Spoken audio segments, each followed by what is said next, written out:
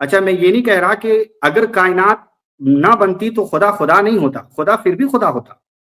یہ اعتراض نہیں آنا چاہیے کہ کائنات بننے کی وجہ سے خدا خدا ہے، کائنات نہیں بنتا پھر بھی خدا خدا ہوتا. السلام علیکم ورحمۃ اللہ.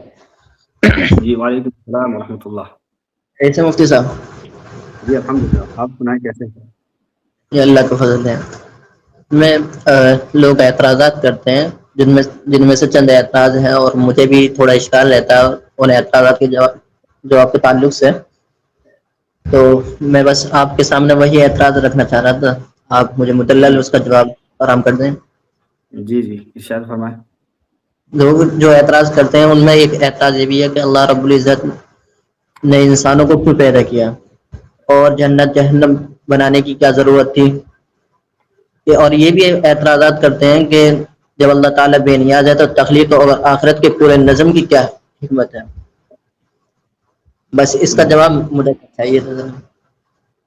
اصل میں دیکھیں کائنات کی جو تخلیق ہے یہ بات جی کئی بار بتائی جا چکی ہے کہ اللہ رب العالمین کی صفات کے اندر دو صفت بہت جو ہے نا پاورفل ہے، جس کو ہم کہتے ہیں خالق ہونا اور جی قادر یعنی قادر مطلق ہونا. خالق کا جی معنی یعنی پیدا کرنے والا، اور اسی طریقے سے اس کے اوپر کنٹرول، مالک، مالک الملک. تو یہ دو صفت اب اس کا اظہار کیسے ہوگا اگر ہم یہ دعویٰ کریں کہ اللہ رب العالمین خالق ہے، اللہ رب العالمین مالک ہے، اور پھر اس دعوے پر کوئی دلیل نہ ہو. یا فار ایگزامپل ایسا سمجھ لیں کہ اگر اللہ کہے کہ میں خالق ہوں لیکن کائنات نہ پیدا کرے وہ، تو پھر اس کا خلق کدھر ہے؟ سوال آتا ہے کہ جب آپ خالق تھے تو کائنات کدھر ہے؟ پھر آپ کی بنائی ہوئی چیز کہاں ہے؟ اور اگر آپ جو ہے کائنات بناتے ہیں اور پھر اس کے اوپر مکمل کنٹرول نہیں رہتا بلکہ کچھ بھی ہو رہا ہے، بنانے کو بنا دیا لیکن اس کے بعد مشین کے اندر خرابی پیدا ہو گئی، پھر یہ آتا ہے کہ آپ مالک کیسے، کہ چیزوں کے اندر نقص کیسے؟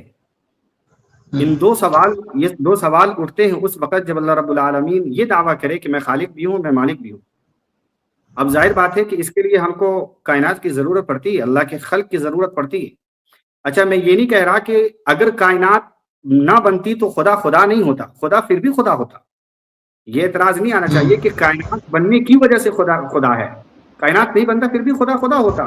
لیکن مسئلہ یہ ہے کہ اس کی صفت، چونکہ صفت ابدی ہوا کرتی ہے، صفت جو ہے نا دائمی ہوا کرتی ہے خدا کی، وہ ختم ہونے والی صفت نہیں ہوتی کہ آج ہے کل نہیں رہے گا، یا پھر بعد میں اس کے اندر یہ صفات آ رہی ہے. جیسے انسانوں کے اندر انسان ایک مراحل تک جاتا ہے، پھر اس کے بعد علم سیکھتا ہے، پھر اس کے بعد تجربہ سیکھتا ہے. پہلے تو تجربہ نہیں ہوتا، علم کے بعد تجربات آتے ہیں. تو یہ نہیں کہا جا سکتا کہ بھئی خدا جو ہے اگر کائنات کو پیدا نہ کرتا تو خالق کی صفت ہی نہیں ہوتی، یعنی وہ خالق بنتا ہی نہیں، خدا بنتا ہی نہیں. وہ پھر بھی خدا تھا کیونکہ خدا خدا ہے. ہاں یہ ہے کہ اس جی کی جو صفات ہے اس کا اظہار بہت ضروری تھا. صفات کے اظہار سے وہ چیز مظہر کا وجود آتا ہے، لہٰذا مظہر کو سمجھنے کے لیے اس چیز کا وجود لانا ضروری تھا، کائنات کا وجود لایا گیا.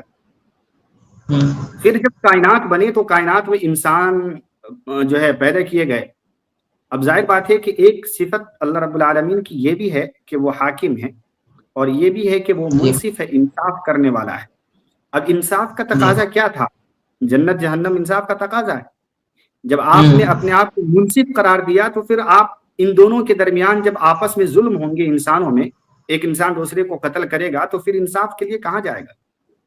اگر دنیا کی عدالتیں فیصلہ کر دے اور اس کے بعد معاملات ختم ہو جائے تو پھر خدا کی کیا ضرورت؟ اس لیے ایک ایسے دن کا انتظار کی بہت ضرورت تھی جس کے اندر خدا فیصلہ کرے. دنیا میں تو جو فیصلہ ہونا ہے ہوگا، لیکن خدا کے فیصلے کا انتظار پھر بھی بہرحال باقی رہتا ہے کہ وہ کیا کرے گا. لہٰذا اس کے لیے قیامت بنائی گئی، اس کے لیے جنت بنائے گئے، فیصلہ کرنے کے بعد جنت اور جہنم کا فیصلہ کیا جائے گا. تو یہ ایک چائن ہے جو خدا کی صفات پر دلالت کرتی ہے کہ خدا خدا ہے. اب اس کے پیچھے کیا حکمت ہے؟ وہ حکمت انسان کو بتانی بھی ضروری نہیں اور جاننی بھی ضروری نہیں.